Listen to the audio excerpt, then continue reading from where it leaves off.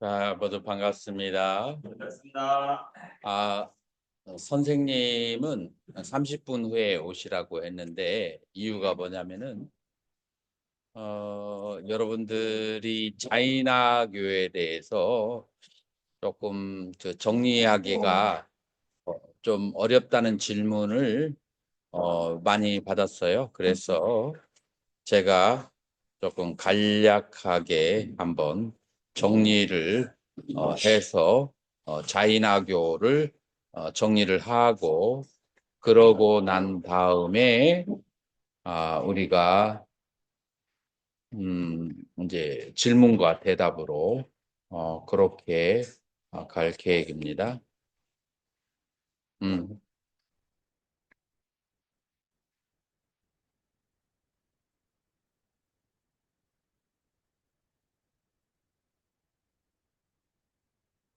이제 자인화교의 인식론을 크게 세 가지로 나누어서 볼 수가 있는데요.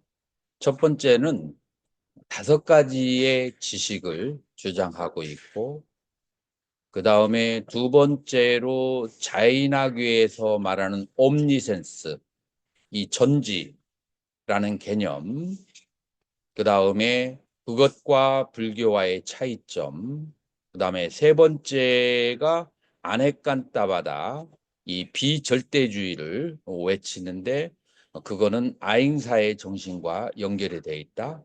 그래서 이 세 가지를 여러분들이 어, 정리하시면 자인화교의 인식론은 이해가 다 되었다라고 그렇게 볼 수가 있어요.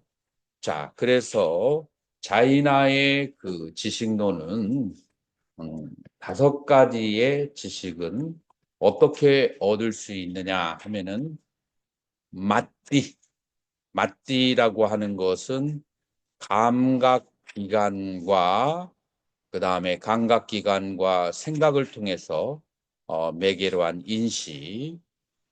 인식을 말하는 거예요. 두 번째로는 수루따.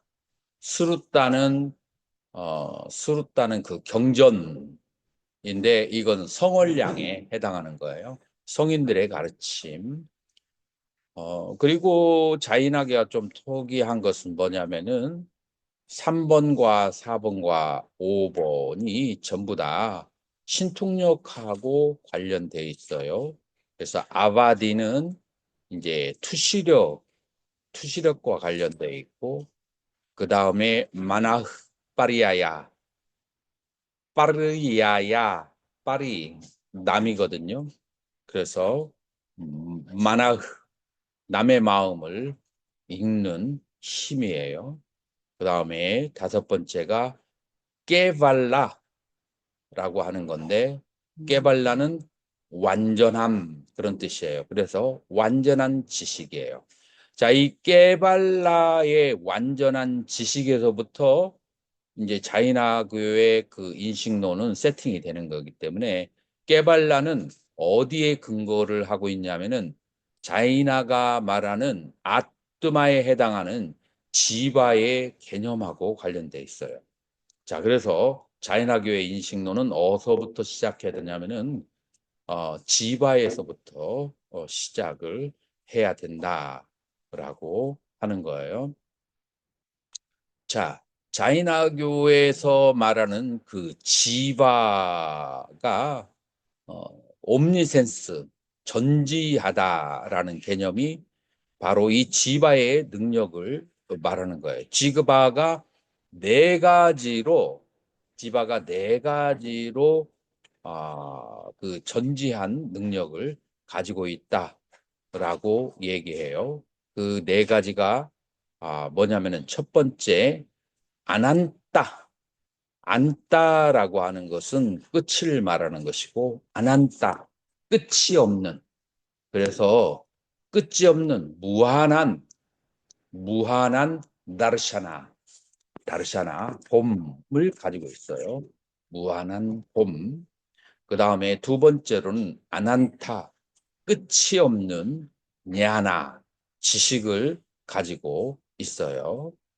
세 번째로는 아난타 위리야 끝이 없는 에너지를 가지고 있어요. 이 에너지는 뭐 하는 데 쓰죠? 행위를 하는 데 쓰죠. 그래서 끝없는 에너지를 가지고 있고, 네 번째는 아난타 수카 무한한 그런 행복을 가지고 있다. 그래서 봄과 그 다음에 현.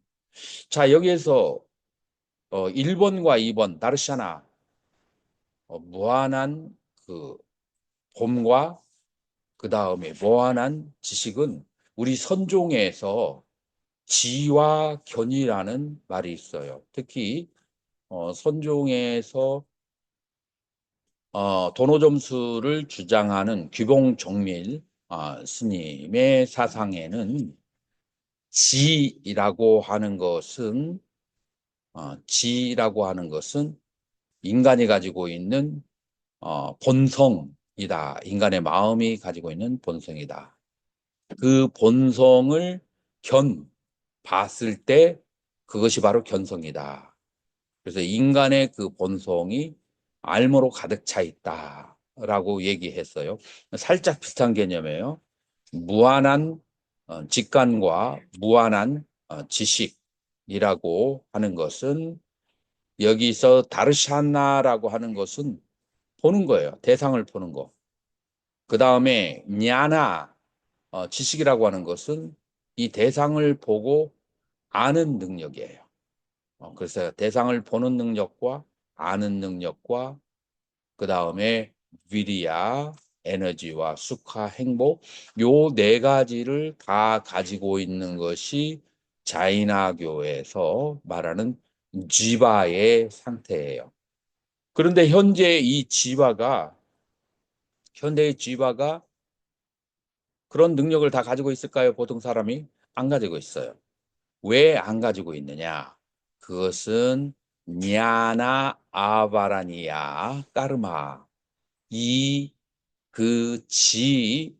전지를 가리고 있는 까르마, 업이 있기 때문에 그런 것이다. 그래서 이 전지를 가리우는 그 업을 만약 제거한다면 이 무한한 옴니센스, 전지가 드러나게 되는 거예요. 그래서 우리 한번 다시 보자고요.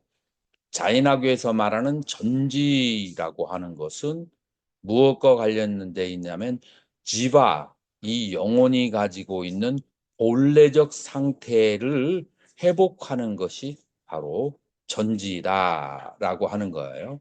자, 그러면 이 전지 가운데에서 어느 것이 전지에 속하냐면 3번, 4번, 5번이 전지에 해당하는 거예요. 투시력과 텔레파시와 그 다음에 일체지, 요게 전지에 해당하는 거예요. 그래서 이 영혼이 이 다른 사람의 마음과 그 다음에 전생을 보거나 아니면은 이 모든 것을 아는 그런 능력은 영혼이 가지고 있는 본성이에요. 그러니까 이 3, 4, 5번은 직접지라고 그래.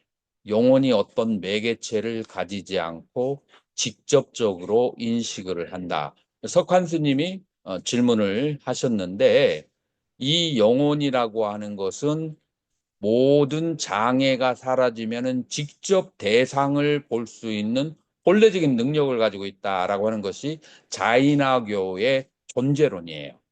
그래서 자이나교의 존재론의 입장에서 봤을 때는 이 투시력 텔레파시, 그 다음에 일체지 3, 4, 5번은 영혼이 대상을 직접 보는 거예요. 자, 그런데 그 감각지라든지 아니면 추론이라든지 성전지 이런 것들은 영혼이 마음이나 감각기관을 통해서 아는 능력이기 때문에 영혼의 입장에서 봐서 간접지가 되는 거예요. 영혼의 입장에서 봤을 때 여러 가지 도구를 통해서 얻는 지. 그래서 이 지금 오중지식 이론과 그 다음에 일체지와 그 다음에 이그 아네칸타바다라고 하는 비절대주의 이 세 가지가 바로 자이나교의 영혼관하고 관련되어 있다라고 하는 것을 알아야만 돼요. 자, 그래서 다르샤나를 그런 그 가리우는 까르마가 있고 냐냐를 가리우는 까르마가 있고 그 다음에 위리아, 에너지를 가리우는 까르마가 있고 수카, 행복을 미혹시키는 까르마, 까르마의 종류가 크게 네 가지로 나눠져 있고 내가 옛날에 공부했을 때는 이 각각의 까르마가 구체적으로 아주 자세하게 서술되어 있어요. 이번에 교수님은 준비를 안 하신 것 같아요.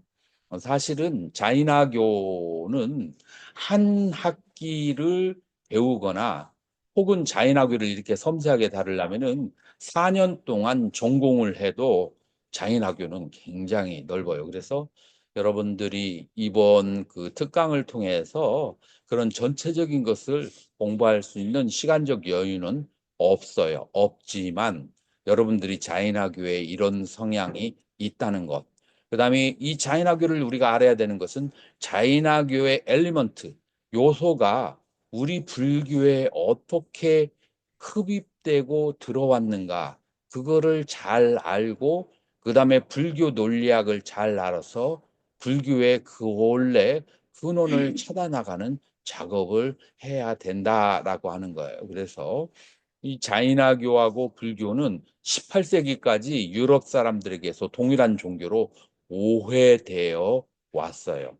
이제 그것도 양쪽 종교가 서로 다른 철학을 오해하게 하는 그런 요소가 되었을 수도 있기 때문에 이 불교의 본질을 정확히 알려면 이 자이나교가 불교에 영향을 미친 요소를 그거를 분명히 알아야 된다라고 말할 수가 있어요. 자, 그래서 깨발라냐냐? 그래서 절대지. 이 절대지는 그러면은 어떠한 상태냐면은 자이나교에서 이런 업을 다스리는데 우리 불교처럼 깨달음이라는 말 대신에 뭐를 하냐면은 고행을 통해서 이런 업을 다스릴 수 있다라고 보았어요. 물론 고행이라고 하는 것은 다분히 신체적인 것이겠죠. 그래서 신업을 의욕보다도 자이나교에서는 굉장히 중요시 여긴다라고 그렇게 말할 수가 있어요. 그래서 우리 불교에서는 마음의 욕심이 없으면 많은 것을 소유하고 남을 위해서 쓸 수 있다라고 오지만 자연학교는 택도 없다. 무조건 그것은 무조건 없어야 돼. 무조건 무소유해야 돼. 그래서 그 옷마저도 원래 안 입고 옷마저도 없어서 그런 어, 그런 아무것도 없는 심지어는 탁발 도구도 없는 경우도 있어요. 그래서 손바닥에다 받아먹는 사람들. 그래서 모든 소유를 완전히 거부하는 이제 그런 신체적인 소유를 거부하는 그런 종교가 이제 자인화의 적이니까 제가인들은 뭐를 보고 신심이 나죠? 보여지는 것에 의해서 신심이 나죠. 그래서 내면이 어떤지는 제가 알 수가 없잖아요. 그래서 인도에서 자인화교가 지금까지 계속해서 살아남을 수 있었던 것은 그런 제가인들의 그 출가자에 대한 굳건한 그런 믿음, 그리고 그 믿음이라고 하는 것은 이 외형적인 상태에 대한 집중을 하기 때문에 그게 더 강해졌다라고 해요. 자, 그래서 업이 완전히 그 네 가지 업이 완전히 사라진 상태를 뭐라고 하냐? 그러면은 지바가 드러난 상태인데 그 지바가 온전히 드러난 상태가 깨발라, 온전이라는 뜻이에요. 깨발라냐나. 그래서 온전한 지혜. 그래서 지바가 가지고 있는 본래의 지혜가 완전히 회복되는 거, 이것이 바로 자이나교의 목표다라고 그렇게 말할 수가 있어요. 그래서 이제 이 깨발랴 그 완전지가 크게 두 가지가 있는데 관습적인 지와 그다음에 결정적인 지, 그렇게 두 가지로 만들 수 있는데 관습지라고 하는 것은 이 세상에 대한 모든 것을 아는 지식을 옴니센스라고 하죠. 옴니센스를 바로 이제 관습지고, 그러면 어떤 것이 결정지냐 하면은 그 결정지라고 하는 것은 영혼의 완전한 상태를 아는 것, 그것을 결정지로 그렇게 니스자야나야로 그렇게 정리를 하는 거죠. 이제 그 세 번째로 자이나교의 특징 사상은 무엇이냐면은 아네칸따바다. 네, 에칸따, 에칸따가 아니다라는 것이에요. 그래서 에칸따라고 하는 것은 에가 한쪽 측면만을 본다. 그 다음에 어, 그래서 한쪽 측면만을 바라보는 것이 이제 에칸따라고 하는 거예요. 그래서 그 상대주의라고 그렇게 아네칸타바다는 번역할 수가 있죠. 자, 보통 이제 사람들은 인생은 무상하다, 제법 무하다라고 얘기했을 때 제법 무하하면은 모든 것은 일체 유의법과 무의법은 무하다라고 하는 것이 우리 불교의 견해예요. 이제 자인학교에서는 이렇게 생각했어요. 일체 모든 것이 어떤 경우에는 무상할 수도 있고 무아일 수도 있지만 어떤 경우는 영원하기도 하다라고 그렇게 보았어요. 무엇이 영원하고 무엇이 무상한가? 영혼이라는 점에서는 그것은 영원한데 우리가 경험하는 것은 영혼이 아니라 영혼의 속성이에요.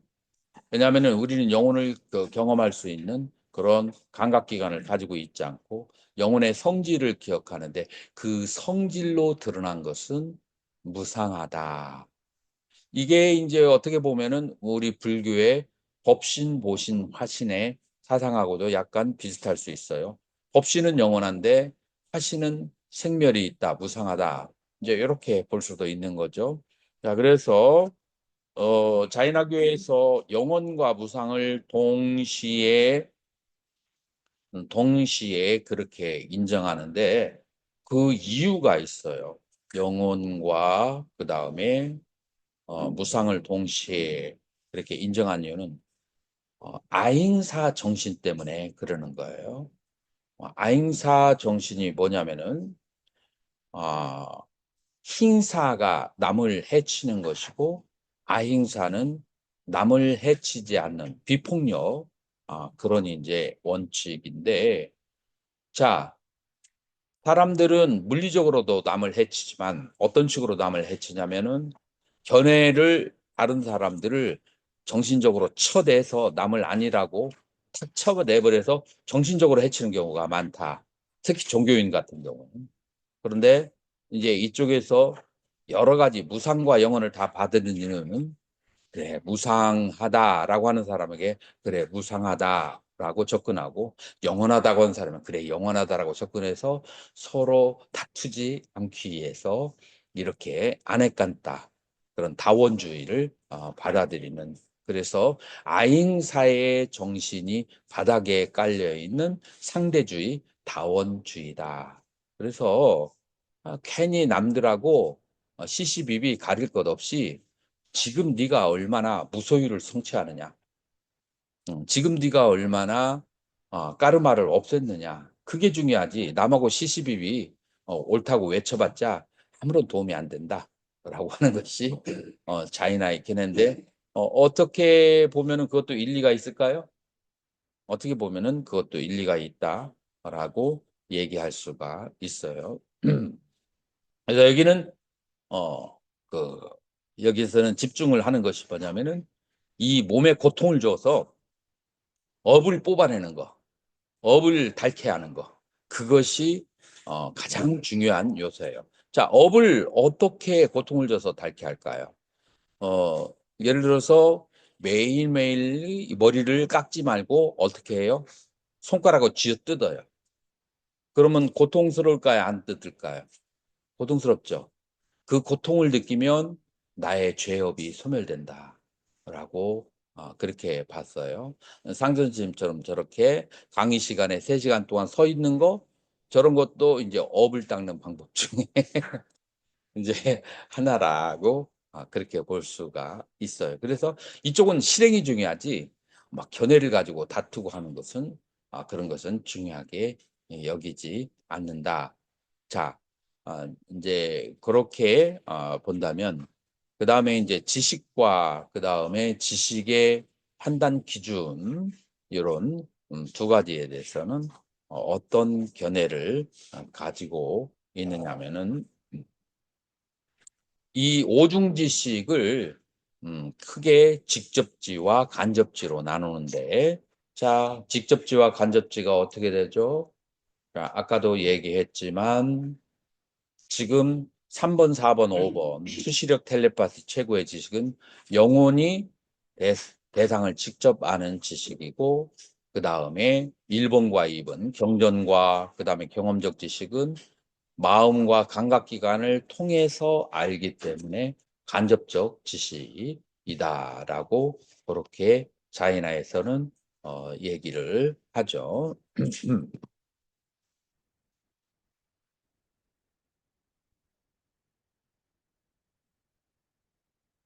자, 그러면서 이제 뿌라나마에 대해서 다섯 가지를 정의를 했는데 인식이고 결정된 인식이고 자타를 비추고 새로운 대상을 비춘다. 자, 이 중에서 우리 불교의 수행하고 가장 중요하게 연결되는 것은 자기를 비추고 타자를 비춘다라는 것이 무슨 개념인지 그게 우리의 불교의 수행론하고 아주 많이 연결되어 있다라고 그렇게 볼 수가 있어요.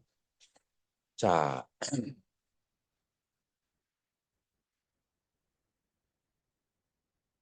그래서 차이나 논리학자들은 이 지식의 도구라고 하는 뿌라나마를 지식 자체다라고 그렇게 해서 뿌라나 마나하고 뿌라마 지식의 원천과 그다음에 지식을 두 가지로 나누는 니아야에게 굉장히 반발을 할 수가 반발을 했죠. 그런 점에서 불교 미망사 그다음에 자이나는 느야야하고 반대되는 혹은 동일한 서로가 동일한 견해를 가지고 있게 되죠. 이렇게 되면은 지식과 바른 지식의 수단이 서로 그 저기가 없게 되죠. 자, 이게 무슨 말이냐면은 바른 지식의 근거가 일반적으로 뭐가 있죠? 감각기관, 그다음에 추론, 그다음에 성언양, 이제 보통 이렇게 세 가지로 불교에서는 인정을 그렇게 하는데 요 세 가지 가 바른 지식하고 그렇게 분리되지 않는다라고 하는 거예요. 자, 그러면은 이 부분을 자세히 살펴 보게 되면 음,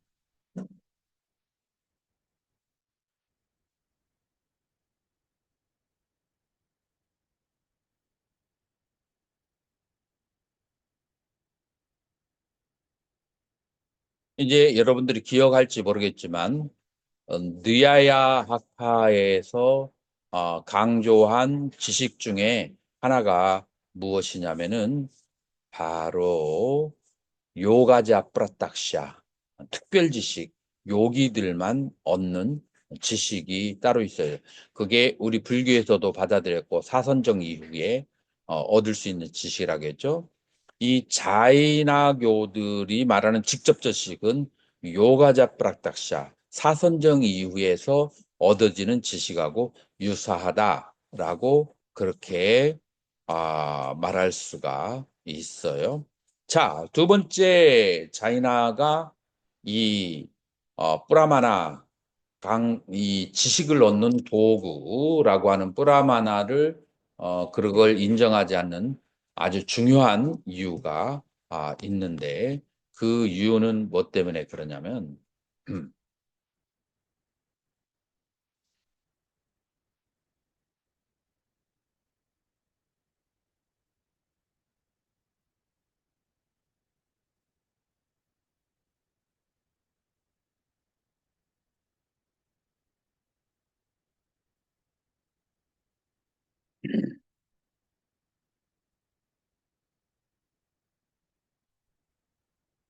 자, 여기에서 프라마나 이 지식이라고 하는 것이 무엇이냐라는 정의에서 자이나교는 자기 자신과 다른 것이 현현 나타나는 것이다.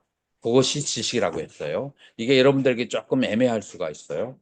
지식이라고 하는 것은 자기 자신과 그 다음에 타인이 다른 지식의 대상이 나타나는 것이 바로 지식이다라고 그렇게 얘기를 하는데 그거는 이제 뭘 말하냐면 음,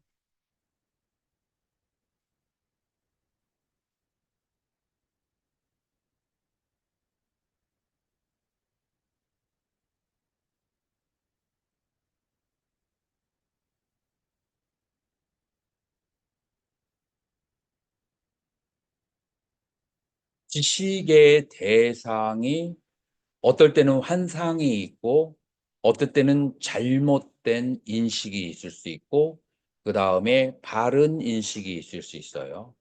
예를 들어서, 내가 상전 스님을 보았어요. 상전 스님을 보고 상전 스님이 서 있다. 라고 얘기했으면 바른 지식이에요, 바른 지식이 아니에요. 바른 지식이에요. 그런데 내가 저렇게 서 있는 상전 스님을 보고 곰 1마리가 서 있다. 이건 무슨 지식이에요? 이것은 어, 잘 바르지 않은 아브라마라고 해요. 잘못된 인식이라고 그래요. 자, 그런데 지금 상전 스님을 본 것도 아닌데 갑자기 이 문을 통해서 진무 스님을 내가 생각을 하고 있는데 진무 스님이 싹 들어와. 그런데 여러분들 진무 스님 봤어요, 안 봤어요? 못 봤죠? 다른 사람 아무도 못 봤는데 나만 봤어. 이건 뭐라고 그래요? 환상. 환상이라고 그래요. 그래서 내가 대상을 인식하는데 이 세 가지가 있어요. 자, 이 세 가지가 같을까요? 다를까요? 다를까요? 자, 주체적으로 봤을 때 같은 점이 있어요. 안다는 것 그 자체는 같아요. 뭐냐면은 내가 상전 스님을 보았다. 혹은 곰 1마리가 서 있는 것을 보았다. 혹은 그 저기 귀신이 진무스님이 여기에 들어왔다. 이 환상. 이 세 가지에서 알미라고 하는 것은 동일한 거예요. 지금 여기서 자인학교에서 뭘 말하냐면은 지식은 자기 자신이 드러나고 타인이 드러난다라고 할 때 자기 자신이 드러난다라고 하는 것은 자기 자신이 가지고 있는 알의 본성이 드러난다라고 얘기하는 거예요. 자, 알의 본성이 드러난다라고 한다면 자, 그러면은 이 문제에 대해서는 여러분들이 동의하죠. 알의 본성이 대상을 보았을 때 그것이 틀린 대상을 봤건 환상을 봤건 바른 대상을 봤건 그 모든 데에는 알의 본성이 작용을 한다. 이거에 대해서 여러분들 다 인정하시나요? 네. 자, 여기까지는 다 인정할 수 있어요. 자, 이제 문제는 알의 대상, 알의 대상이에요. 알의 대상이 이 세 가지 경우에서는 같아요, 달라요? 자, 그러면 달라요. 자, 그러면은 알의 대상은 어떻게 보아야 바른 인식인가에 대해서 자, 한번 우리 기억나는가요? 느야약파에서는 어떻게 됐죠? 알의 대상을 분별과 함께 보는 것이 바른 인식이라고 했어요. 자, 그래서 사빛깔바 그 분별과 함께 보는 것이 바른 인식이라고 했고, 우리 불교에서는 뭐라고 했죠? 바른 인식은 뭐가 없어야 된다고요? 느르 빛깔바 분별 없이 존재가 가지고 있는 자체의 모양을 보아야만이 그래야 자상을 보아야만이 그래야만이 로 그것이 바른 처음에 군대 해놓고는 안 했어. 누가 강의 시간에 그렇게 김자격자 방자 십자라고. 방자하게 웃고 강의하는 것을 그렇게 중단에 꾹 떨어지게 하시나요? 음.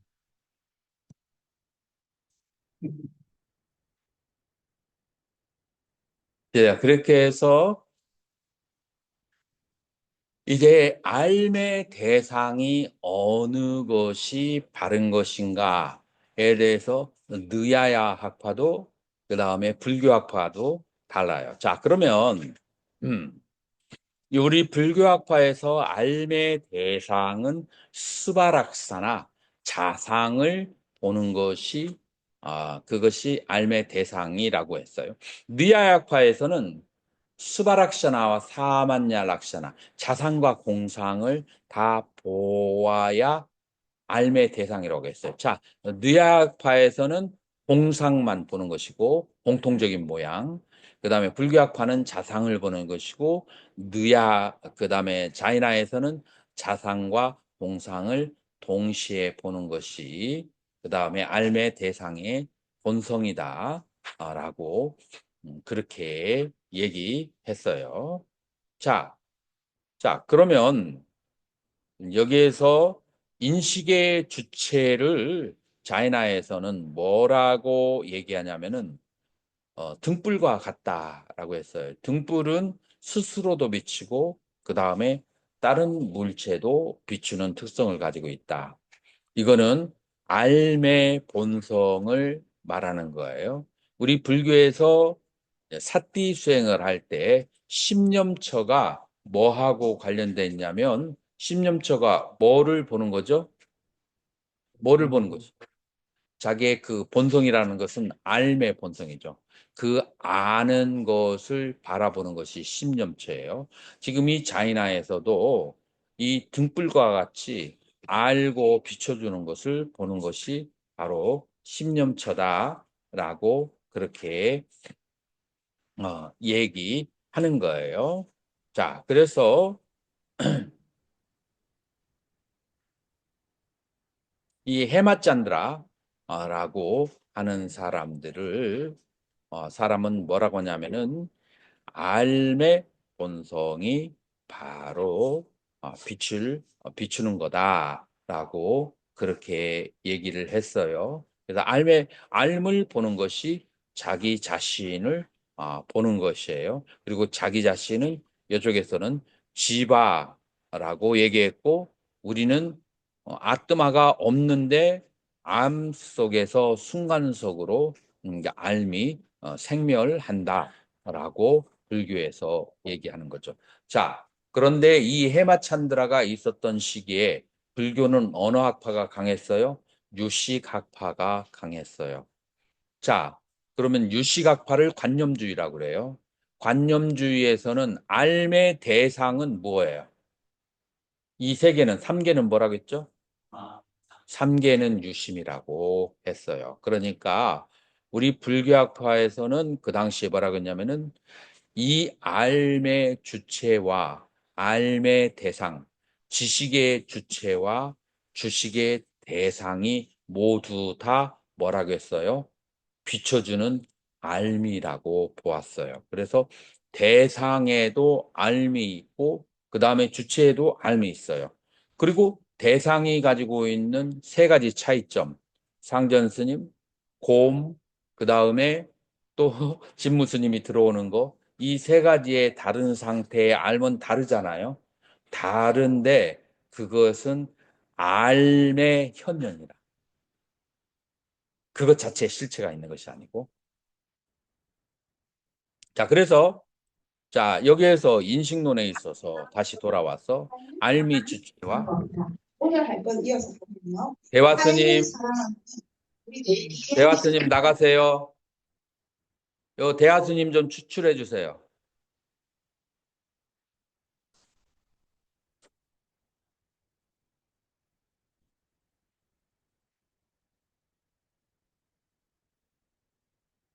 자, 그래서 이상한 지광스님을 제가 뭘 잘못 맞죠? 자, 그래서 우리는 알매 그 주체와 알매 대상에 대한 바른 인식이 어디로 가느냐면은 알매 대상이 알매 주체의 현현인 거예요. 삼계는 유심이라. 그래서 알매 주체와 알매 대상을 보는 바른 인식은 바로 삼마사띠, 정념을 아는 마음을 보는 것이 그게 참된 지식이다. 라고 하는 데까지 그것이 불교와 자인화교에서는 동시에 도달하는 거예요. 여러분들 요게 이해가 되나요? 뭐 조금 설명하기는 어렵지만 이해는 되죠. 네. 야, 그래서 자인화교에서 이 프라마나 이 바른 인식의 수단은 확전된 이식이고, 확전된 인식이고, 그 다음에 진정한 인식이고, 그 다음에 스스로도 비추고, 그 다음에 타자도 비추게 되는다라고 하는 것은 이건 알의 성질을 말하는 거예요. 자, 그것이 결정적인 것을 바로 브라마나 인식의 주체다라고 그렇게 말할 수가 있어요. 자, 그 다음에는 여러 가지 이제 브라마나 분류의 문제인데 우리 교수님이 기다리고 계시기 때문에 내가 너무 많은 시간을 할애할 수는 없어요. 꼭 중요한 것만 여러분들에게 얘기를 한다면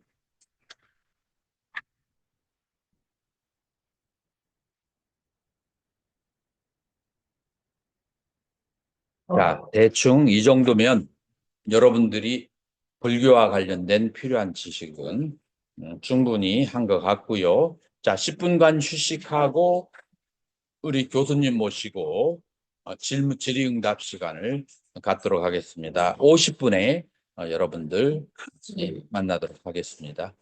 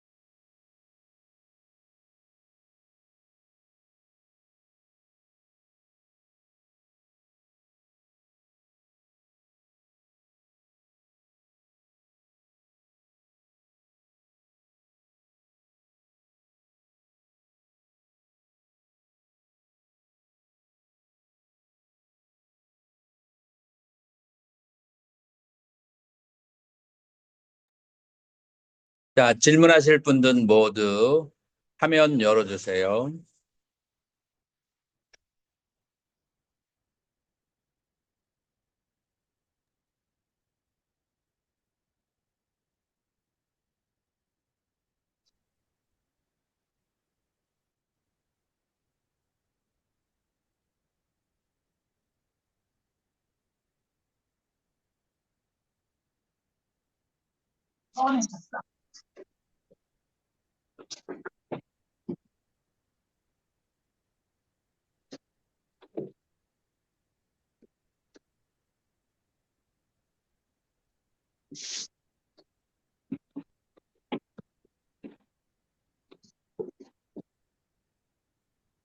아씨, 줌이 들어갔네.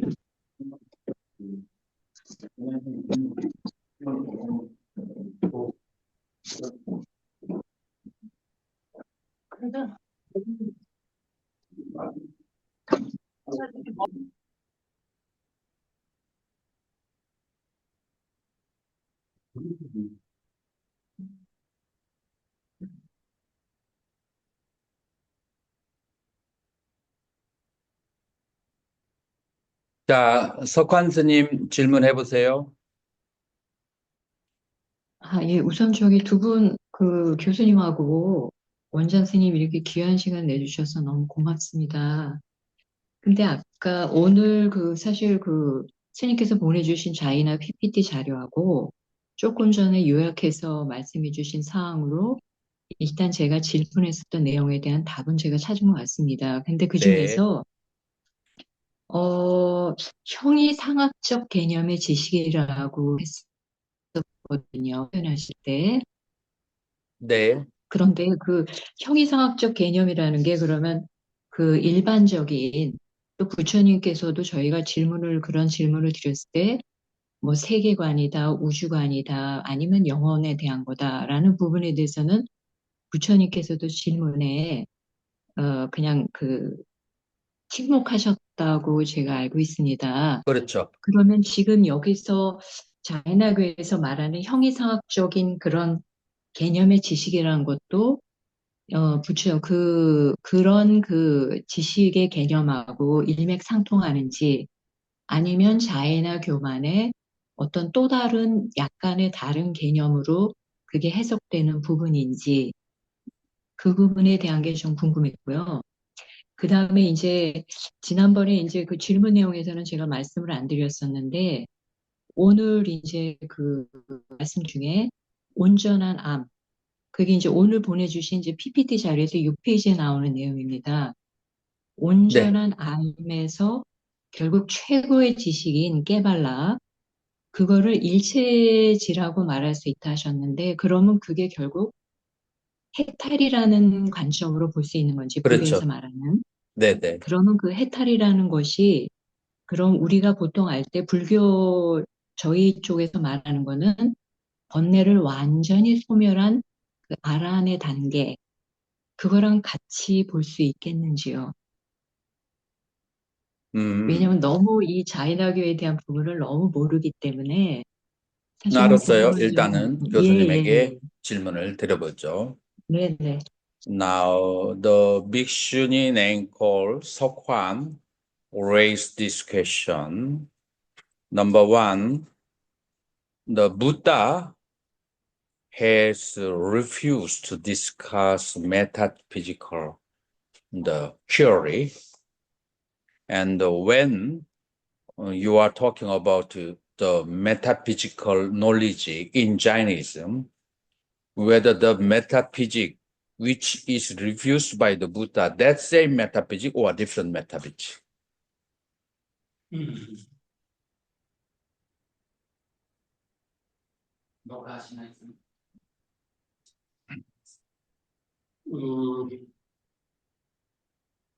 Some questions which were asked by the disciples like Vatsabutta, and on which Buddha maintained silence, and then afterwards he said that these questions are not relevant to the problem of suffering, and therefore I did not answer them. Mhm. So these partly they tally, they overlap with the views on which uh, Jainism says something. For example, whether the world as a whole has beginning, is eternal or non-eternal, whether both eternal and non-eternal, or neither. So on these, Jainas try to say that it is both. On different questions, Jaina answer is that different opposite answers meet together and they are compatible and not necessarily they should be avoided. So, so there are some questions where Jainism tries to give answers, whereas Buddha said that there is no, I mean, they are not important from the point of view of cessation of suffering, and therefore I will not give answer on them. So, 자, 일단 그 선생님이 대답을 하셨는데 지금 내가 스님이 질문하려고 하는 것이 무엇인지를 알 수 있을 것 같아요. 자, 여기 자이나에서 메타피직이라고 하는 것은 이 지바라고 하는 영혼의 존재의 상태예요. 이 지바라는 영혼의 상태로 돌아가는 것은 부처님께서는 지바 자체라고 하는 것은 그거는 인정하지 않아요. 그런 의미에서 자이나가 얘기하는 형이상학들은 전부 다 뭐라고 할까, 그런 형이상학적인 것들은 부처님께서 인정하지 않는 형이상학이다. 이제 그렇게 보시는 것이 아마 타당할 것 같아요. 그래서 부처님께서 다루지 말라고 하는 그런 형이상학적인 이슈들, 그런 것들이 바로 자이나에서는 다루는 것이 있다. 모든 그 아스티카, 육파 철학이 다 그렇다라고 볼 수 있어요.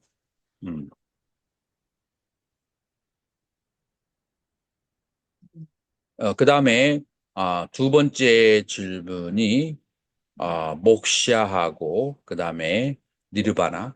Now, second question what she made was the moksha which is attained by Jainism and the nirvana of Arhat which is attained by the Arhat will be same or different? It is different according to me because in Jainism, moksha is attained by jiva. Jiva is supposed to be eternal, and so it is that state also becomes permanent state in Jainism. In Buddhism, when you realize nirvana, that is particularly from Theravada point of view, when somebody becomes arhat and realizes nirvana, that is the cessation of births and deaths. And after that, there is no eternality as such. There is no continuation. So, on these types of questions, again, whether Tathagata will exist after death or not, on that also Buddha maintained silence because that was Avyakrutak Prashna, unanswerable question, according to him. Whereas Jainas will say that no, that is the permanent state. And that is the state of a jiva, which is a substance. So jiva as a substance is denied. And therefore, who attains liberation after all? Is it jiva, atman, anything like that? Buddhists will say no. I mean, it is only the 5 skandhas are there, and those 5 skandhas, 5 aggregates will simply cease at that time. That's all. 자, 그래서 스님께서 두 번째 질문하신 아라한과 불교에서 말하는 아라한과 그 다음에 자인에서 말하는 그 목샤라는 상태가 같은가 다른가에 대해서 일단 그 자인에서 말하는 지바는 영원한 존재예요. 그런데 이 불교에서 아라한이 깨달은 것은 영원한 것은 아무것도 없다라는 것을 깨달은 거예요.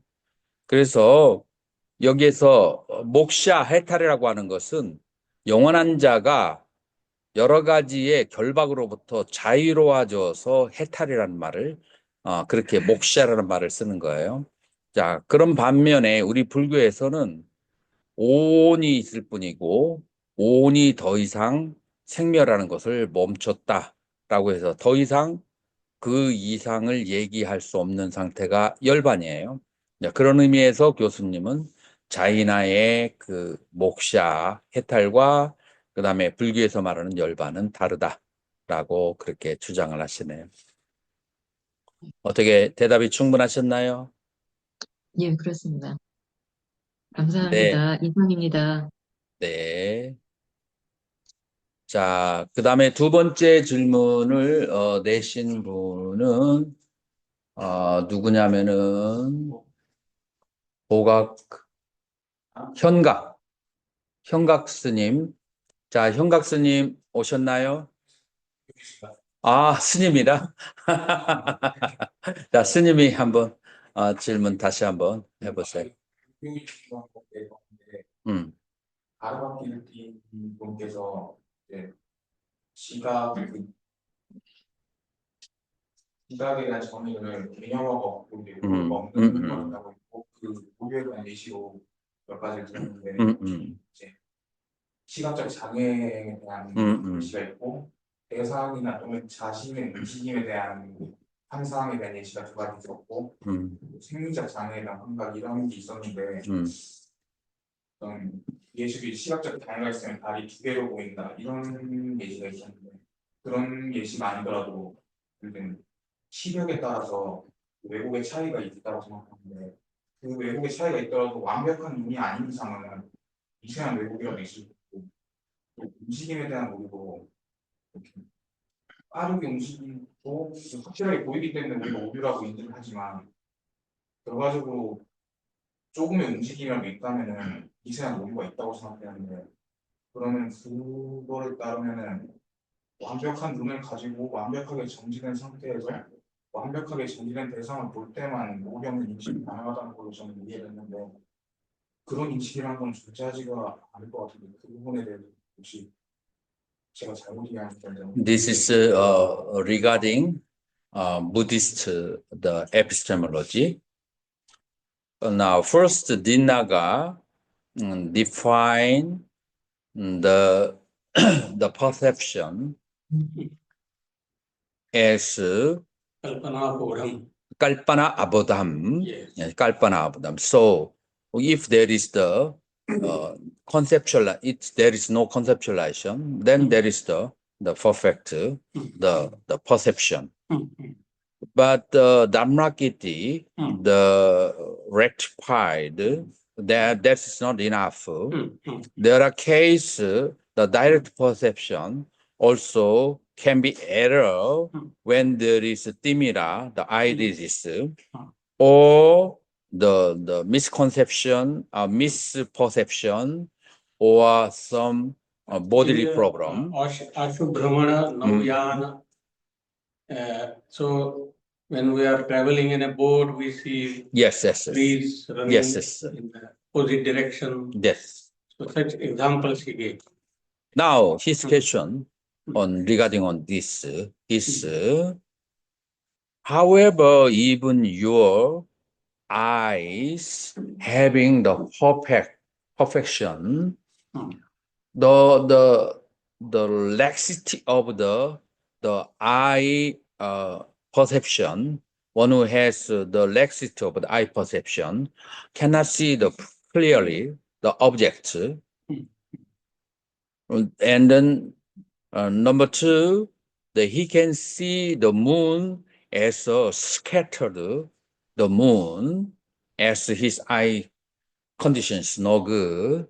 And then number three, and then if the better eye perception, the moon can be shown as very smooth, the round, and then one whose eye is very, very sharp and good, and then the surface of moon can be shown.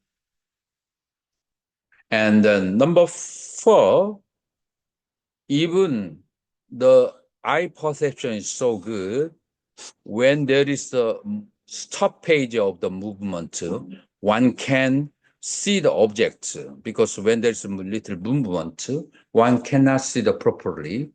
And then this kind of perfection, the state of perfection, is not possible. In that sense, the right cognition and without error is not possible according to him.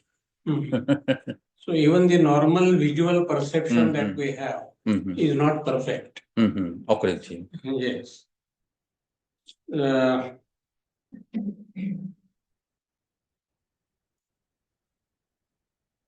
mean, that was not, we don't find that discussed in Buddhism, insofar as this normal perception, in that there are 2 stages according to Buddhism, particularly in Sautrantika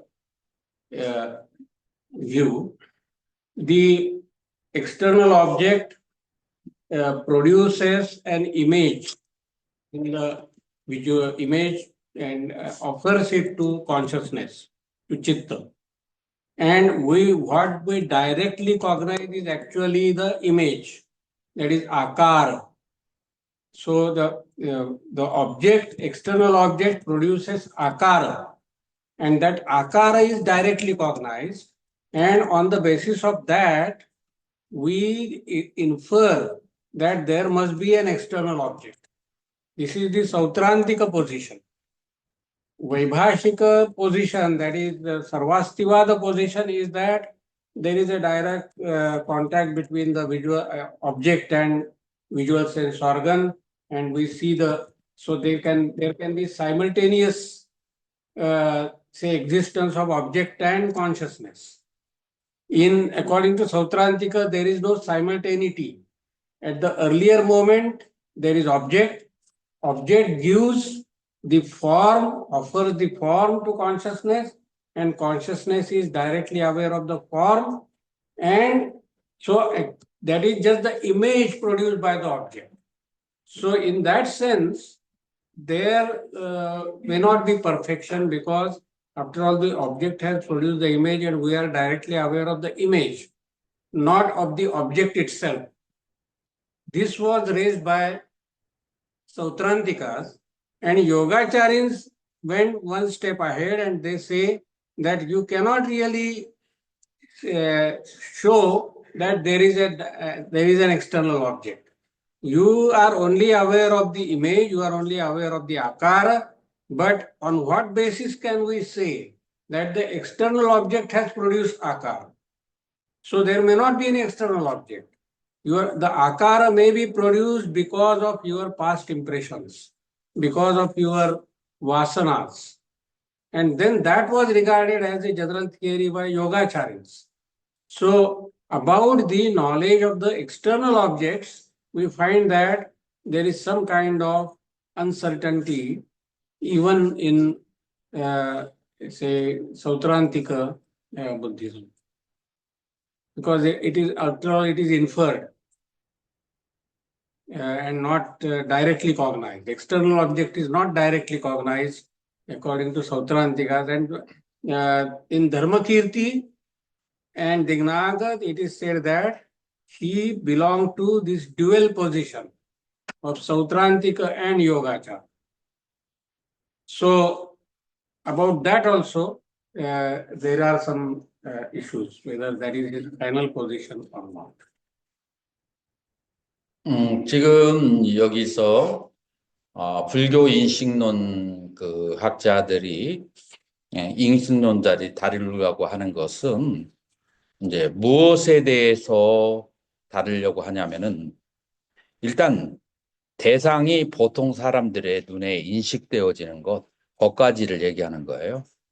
그래서 여기에서 사람이 움직이고 안 움직이고 그런 것을 따라서 우리에게 인식되어진 내용이 있는데, 자, 그러면은 인식되어질 대상이 있고, 그 다음에 인식하는 인식이 있단 말이에요. 자, 그러면 이 인식이 무엇인가? 이 인식이라고 하는 것은 이 대상이 가지고 있는 이미지를 눈이 찰칵하고 찍어서 그 찍은 대상을 이미지라고 그거를 인식하는 거예요. 그거를 이제 전문용어로 아까라라고 그렇게 하는데, 그러면은 내가 그 경험한 것은 아까라 그런 이미지란 말이에요. 그러면 이 이미지와 이 대상과의 관계가 같은지 안 같은지 우리가 알 수 있어요, 없어요? 우리의 마음이 볼 수 있는 것은 그 이미지밖에 보지 않는 거예요. 자, 그래서 그 이미지라고 하는 것이 그것이 과연 제대로 된 것인가? 라고 봤을 때 사우트란티카 경량부에서는 뭐라고 얘기냐면은 우리는 대상을 보는 것이 아니라 대상이 우리 눈에 비춰진 이미지만 본다라고 얘기를 했어요. 그리고 감각기관이 모든 그 동물마다 다르잖아요. 그러면 감각기관이 다르면은 대상도 다르게 보이는 거예요. 그러니까 우리가 정확하게 말할 수 있는 것은 우리의 감각기관이 비춰진 이미지만 우리는 본다라고 얘기하는 거예요. 그러면 우리의 감각기관에 비춰진 이미지와 실제 대상 사이가 같다라고 하는 것을 무엇으로 증명하느냐? 증명할 수가 없는 거예요. 그래서 요가짜라 유시각파에서는 뭐라고 얘기하냐면은 내가 가지고 있는 그 이미지와 그 다음에 그 이미지의 그 대상이 되는 물체가 같을 것이다라고 하는 우리는 추론을 하고 있는 것이다. 왜냐면은 우리의 마음이라고 하는 것은 이 눈 밖을 벗어나서 이 대상을 직접 볼 수가 없어요. 그러니까 보여진 그 이미지만을 가지고 대상을 우리는 추론한다라고 하는데, 그러면은 우리가 보여지는 것이 눈에 있는 대상이라면 현대 과학에서도 그런 얘기를 하죠. 대뇌 생리학에서도 어떤 자극을 주면 어떤 모양이 보인단 말이에요. 그런 거 들어봤어요? 그러면은 이것이 신체 내의 자극에 의해서 보여지는 것인지 아니면은 바깥의 대상에 의해서 이 대상을 보여주는지 우리는 장담할 수가 없다. 유시각파에는. 그렇기 때문에 오직 우리가 확신한 것은 뭐냐면은 우리에게 보여진 폼이다. 그래서 찢 윈yap디 맞더라. 우리에게 보여진 그 인식된 것 아까라만 우리는 오직 있다라고 얘기할 수 있고, 외부의 대상은 추리를 통해서 알 수 있는 것이고 있다라고 우리는 얘기할 수가 없다라고 하는 거예요. 자, 그래서 우리 불교 인식론은 이런 부분을 다루는 거예요. 이제 그래서 처음에 그 디그나가가 얘기했던 딘나가 얘기했던 분별이 있기 전에 그런 상태에 깔바나 아보다라고 하는 상태가 분별이 있는 상태의 인식하고는 다르다라고 하는 거예요. 우리가 발을 보거나 어떤 대상을 봤을 때 그냥 느낀 거하고 내가 분별을 한다는 것은 내가 경험했던 기억과 추억, 나의 업을 통해서 그거를 다시 한번 재해석을 하는 거예요. 이것과는 다르다라는 것을 얘기하는 것이고, 그냥 보여진 인식한 대상에 대해서는 그건 그대로 이제 우리 그 인도 인식론자들은 그대로 밀고 가는 거예요. 다만 눈에 만약에 병이 생겼다든지 아니면은 내가 앞으로 가는 기차 속에 있다면 그 다음에 그 옆으로 가는 그 기차의 속도는 다르게 인식하든지 그런 이제 상대성을 아인슈타인이 얘기했던 그런 상대성에 대해서 관점을 잡은 것이지 그냥 인식한 자체에 대해서는 이런 세분화된 논의는 있지 않았고 그 다음에 필요가 없는 논의다. 그냥 인식되어진 보편적인 그 연식에 대해서 얘기하는 거예요. 어떻게 그 원하는 질문에 대답이 됐나요? 자, 그러면 두 번째 질문도 대답이 되었습니다. 자, 다른 분들 질문하실 분 있으면 아무런 질문도 관계없어요. 화면 켜고 질문 바로 해주시고 그 다음에 여기에 있는 분들도 오프라인으로 참가하신 분들도 질문 많이 해주세요.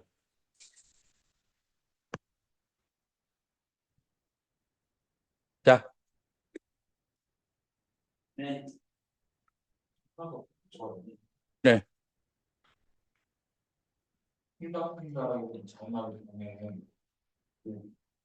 관습적 견해 말고 우정적 견해에 따른 전진은 자아에 대한 지식을 의미하고 제가 그냥 이해하기에는 전진은 모든 것을 안다라는 개념을 이해가 되는데 그 자아는 지가라고 하셨는데 그럼 자인학에서는 지가를 모든 것이라고 이해를 하고 있는 거죠. 전지라는 것은 모든 것을 아는 거고 지가에 대한 지식은 또 전지니까는 자인학은 지가를 모든 것이라고 생각하는 거죠. 다른 대상도 있지만 중요하지 않은 것이다 이런 식으로 이해를 하는 거죠. 그건 내가 알지만 이제 선생님한테 한번 대답을 들어볼게요. Jaina Logician discuss about Kevala Jnana, about Prataksha, and then Sangyavara Prataksha. No, not this one. And regarding the Jiva, Vyavaraha, the Jnana, and the Nischa Jnana. There are two kinds of Jnana. Samvyavaharika and Paramarthika. Omniscience. Yes. So omniscience is a part of Paramarthika Pratyaksha. So under Pratyaksha, direct knowledge, they have two types, Samvyavaharika and Paramarthika. Samvyavaharika is in conventional sense what we regard as perception, where it is through either sense organ or manas. That is the medium, through that it is mediated by sense organ or manas. The Samvyavaharika Pratyaksha is ordinary perception. In the extraordinary perception, they have three varieties: Avadhi, Manahparyaya, and Kevala. Avadhi means clairvoyance. That is, where there may be a remote object, and one can be directly aware of that external object which is remote, without any medium. That is a special power that a yogin can have, and that is an extraordinary perception, non-mediated perception. Another is Manahparyaya Jnana. That is the different, the changes that occur in some other's mind. That also one can be directly aware of. Not only the other mind, but whatever happens, whatever thoughts occur, or whatever mental states occur in the other mind, that also one can be directly aware of without any mediation. That is another type of Paramarthika Pratyaksha. And third type of Paramarthika Pratyaksha is Kevala Jnana. That is the yogin in the highest stage attains Kevala Jnana. one moment. Yes. I got his question. According to Kunda Kunda, Vyavahara Naya and Nisjaya Jnana was differentiated. Yes. So the omniscience of knowing everything is Vyavaraha, and the Nisjaya Jnana is regarding Knowledge of oneself. knowledge of self. This one he was asking question.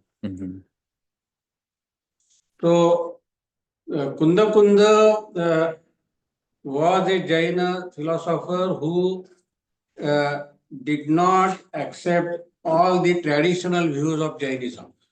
He differed from traditional views on many counts. So, many traditional views accepted in Jainism, he said that they are only Vyavaharanaya, they are all right from the point of view of Vyavahara, convention. But if you further give your thought to them and decide ultimately what is the nature of that, then you come to Nishchayanaya. So what is conventionally accepted as omniscience by other Jainas, which is the knowledge of each and every object with all its gunas and paryaya, that is enduring characteristics and changing characteristics. That was regarded only as acceptable from Vyavahara point of view by Kunda Kunda. But he said that from ultimately what is most important from spiritual point of view, and he was more oriented from that angle, that spiritually what is most important. And there he said that knowledge of oneself, knowledge of the self, Atmajnana, that is actually the knowledge of the true nature of the jiva, that is that is omniscience. That is the ultimate state, that is the Kevala Jnana, according to Kunda Kunda. So Vyavahara Nyaya is the direct knowledge or indirect knowledge? It is conventionally acceptable now. Vyavahara means Yeah, yeah. conventionally acceptable. But the direct or indirect?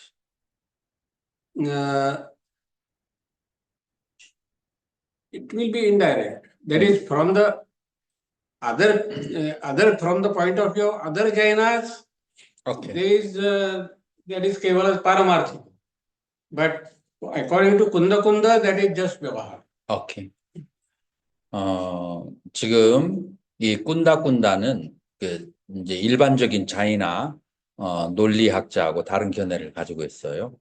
이 세상의 모든 것을 아는 지식은 진정한 의미에서의 그런 전지가 아니다.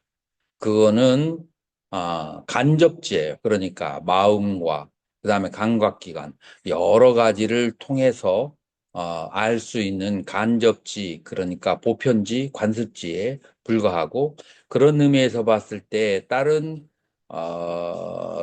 그 자이나 로지션들은 그거를 전지라고 하는데, 이 꾼다꾼다는 그걸 인정하지 않는 거예요. 그리고 진정한 의미에서 전지라고 하는 것은 아뜨마의 상태를 온전히 아는 것, 그것이 전지고 그것이 바로 절대지이고 그것이 바로 빠라마따, 빠라마따, 진재의 지다. 그리고 나머지 세상에 대해서 아는 지식은 관습지에 불과하다. 그래서 진정한 의미에서 전지라고 하는 것은 절대적 자아에 대해 아는 것을 진정한 의미의 절대지다라고 꾼다는 생각하는 거예요. 그러니까 다른 일반적인 자이나 노지션하고는 다르다. 그렇게 말할 수 있어요. 이해가 됐나요? 자, 또 다른 질문 있으시면 다른 질문 받겠습니다. 자, 지금 참가하신 분들 선생님들에게 마지막으로 끝나기 전에 얼굴 한번 보여드리고 서로가 대면할 수 있게 할 테니까 화면 다 켜주세요. 모두 다 화면 켜주세요. 선생님하고 대면하게 해드릴게요.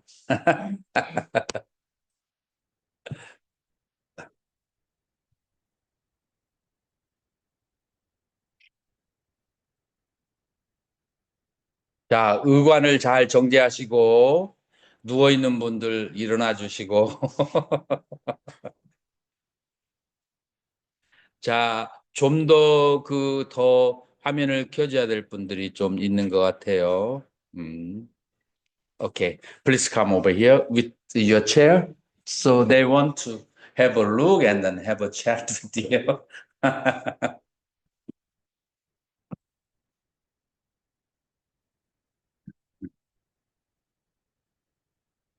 자, 이분이 바로 PP 고칼레 선생이고요. 이분이 바로 인도와 전 세계에서 가장 유명한 인도 논리학으로 유명하신 분이에요. 사실 여러분들이 조금 어렵게 생각할 수 있어요. 왜냐하면 이분은 굉장히 전문적인 분이라 이번에 동대 교수님이 그 번역을 하시면서도 동세에서도 이렇게 깊은 강의를 해본 적이 없대요. 그래서 여러분들에게 조금 어렵게 느껴질 수 있지만 그건 굉장히 그 깊이 있는 가르침이어서 그런 것이지 뭐 가르침이 낮아서 그런 것이 아니에요. 그래서 내가 여러분들에게 필요한 것만 그렇게 간결하게 정리해서 그렇게 말씀드린 것도 그래서 그런 이유가 있는 거예요. 자, 그래서 선생님이 인사 말씀 여러분들에게 okay, you can say something to them. I was pleased, and it was a very different experience for me that I am sharing my views with Buddhist scholars who have already studied Buddhism in their language, in Korean language, and maybe in Chinese language. So where 어,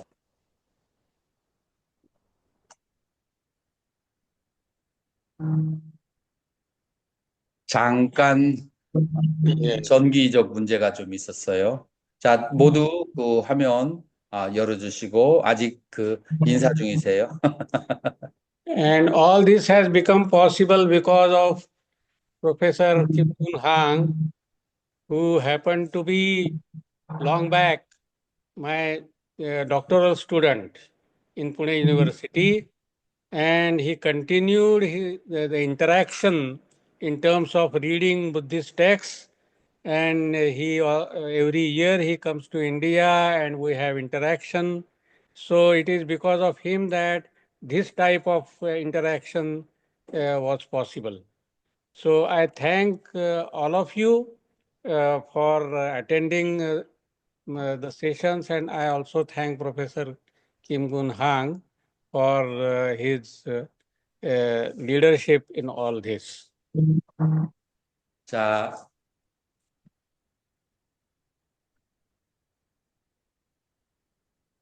자, 이렇게 좋은 강의를 할 수 있도록 여러분께서 도와주셔서 참으로 감사하고요. 그 다음에 이러한 강의는 굉장히 새로운 경험인데 스님들을 많이 이렇게 모셔놓고 강의한 경험은 많지는 않으시다고 합니다. 자, 그래서 한국에 처음으로 왔고 그 다음에 처음으로 온 다음에 고은사 승가대학원에서 여러 스님들을 이렇게 온라인과 오프라인으로 대하면서 강의를 할 수 있도록 추천해 주신 여러분께 감사를 드리고요. 그리고 나머지는 나에 대한 칭찬이라서 말하기는 싫습니다. 오랜 동안 같이 그렇게 공부를 하고 이제 박사 학위를 이분에게 받았어요. 그래서 이분이 계속해서 같이 연구하고 하면서 불교에 대한 여러 가지의 관심과 지식을 더 넓힐 수 있어서 고맙다라고 그렇게 인사했습니다. 여러분들 모두 감사합니다. Thank you, 감사합니다. sir. Thank you, sir. Thank you for Thank your you. special lecture. 자, Thank you. 질문 있으면 질문 해주시면 좋아요.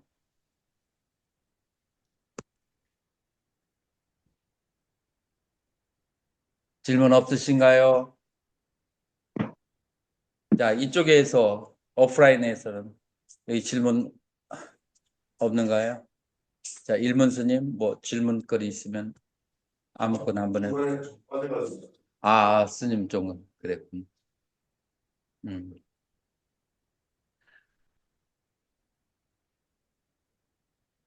자, 네? 세상에서 고인이라고 하는 분이 Can I go there?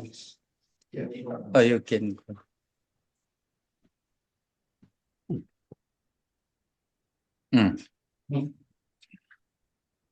오케이. 옷을 벗고 다니고 이런 식의 육체적인 그런 고통이고 제가 그냥 느끼기로는 그런 육체적인 고통을 통해서 정신적인 행복을 얻으니까 그거는 진정한 의미에서 고통은 아닌 것 같은데 그 부분에 대해서 질문이 좀 명확하지 않나? 진정한 의미에서 고통은 아니다? 제 생각에는 고통이라고 하면은 자기가 원하지 않고 당하기 싫은데 피할 수도 없어서 어쩔 수 없이 당해야 되는 게 진짜 고통이라고 생각하고 자기가 원해서 자기의 몸을 치고 정신적 행복을 얻는 것은 고통이 아니라고 느껴지는 그건 고행이 아니다. 그러면은 즐거움이다. 결과적으로는 즐거움이 없죠. 결과적으로는 즐거움이지. 몸은 아픈데 정신적으로 행복해지니까는 그렇지. 우리 까르마를 없애고 있다는 그 행복감은 결과적으로는 고통이 아니라고 느껴지는데 그 부분을 생각을 좀 이제 그렇게 생각하니까 그러니까 그런 고행을 하겠죠. 그건 그냥 음.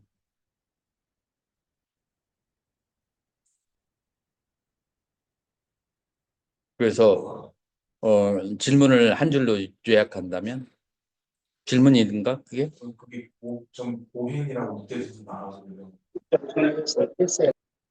그러나 내면은 그렇다 할지라도 일단은 그 바깥에게 비춰지는 것은 고행이 아닐까? 내면은 그렇다 할지라도. According to him, the self-torturing of the Jaina monk, such as removing hair every day, is not really torturing because it is for the happiness of himself. So it is not torturing according to him. Do you have any answer? No, the difference I think is, I mean, when one does these things, self-torturing, it is to be done in a delicate manner, not harshly. That is there. That is, say, fasting. Another thing is fasting. One can, I mean, the monks fast for a long time, for days together, and removing hair. So these things are done in a very systematic and say delicate way. But the main difference, I think, is that it is deliberately causing pains, intentionally causing pains, whereas in Buddhism, one does not intentionally cause pains. Pains are there, one has to experience them, but one will not invite pains deliberately. So one will tolerate them. Shanti, forbearance is a very important, say, principle in Jainism, and similarly in Buddhism, and also similarly in Jainism. But that is one difference. Second difference is that it is believed that by causing pains in this life, one will be free from pains sometime later. So at present, one is deliberately experiencing pains, and they are pains. I mean, one cannot say that it is a kind of pleasure. It is pains. One deliberately experiences pains. One develops some kind of tolerance towards them, and one believes that in future one will not experience pains at all. One will be free from pains. Whereas in Buddhism, presently itself one will not invite pains. They are deliberately. Whatever pains one experiences, one will develop shanti towards them. One will develop realization that it is natural, it is a part of life, and so on and so forth. So that is, and one will try to experience peace now and here and now. Whereas in Jainism, it is believed that one will have final peace sometime later. That is the difference, I think. 그래서 자이나의 고행이라고 하는 것은 당면하는 고통을 받는 고행이 아니고 계속해서 그 고행을 초청하는 거예요. 계속 24시간 동안 계속 괴로움을. 그래서 마음이 쉬기가 어려워지게 되는 그런 점이 있고, 그 다음에 계속해서 그 고행을 하는 이유는 고통이 없는 경지를 가려고 하는 거예요. 자, 그래서 고행을 초청하고 고통 없는 경지를 가려고 추구하는, 그 심리적으로 안정감을, 평화로움을 가지지 못한다. 고통을 바라고 그 다음에 나중에 그 대가로 고통 없기를 바라고, 이 바라는 마음의 상태가 평화롭지가 않다. 이제 불교의 경우에 있어서는 고통이 오는 것은 참지만, 그러나 왔을 때 참는 것이지 일부러 고통을 초청하지는 않는다라는 거예요. 자, 일부러 고통을 초청하지도 않고 그 다음에 고통으로부터 자유로워지기를 바라지도 않아요. 그래서 마음속에서 바라고 구하는 것이 없어서 멘탈 피스, 마음의 평화가 있다는 거예요. 이제 그런 점에서 불교와 자인화의 차이점에 마음의 평화라는 점에서 뭔가를 추구하고 뭔가를 계속해서 원하고 그 다음에 다음 생에도 뭔가를 원하는 것과 마음속에서 모든 것을 고통이든 즐거움이든지 그것을 받아들이고 수용하고 마음의 평화의 길로 가는 것하고는 차이가 있다라고 그렇게 하는 거예요.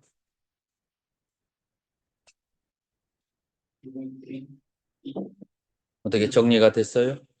음.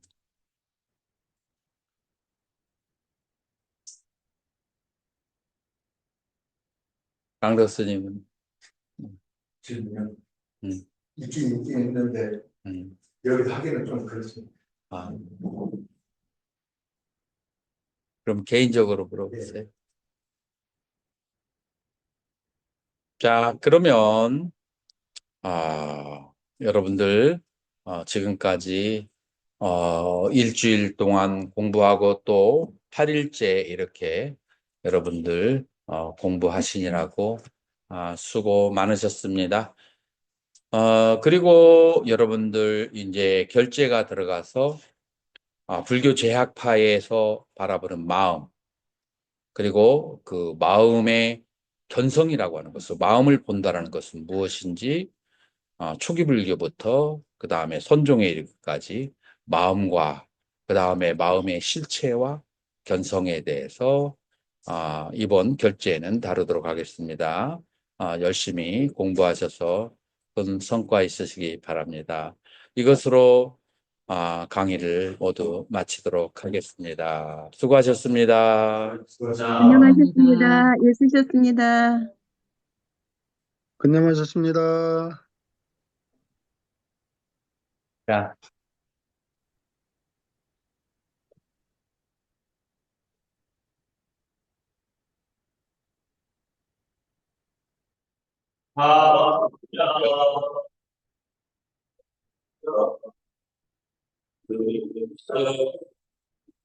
네.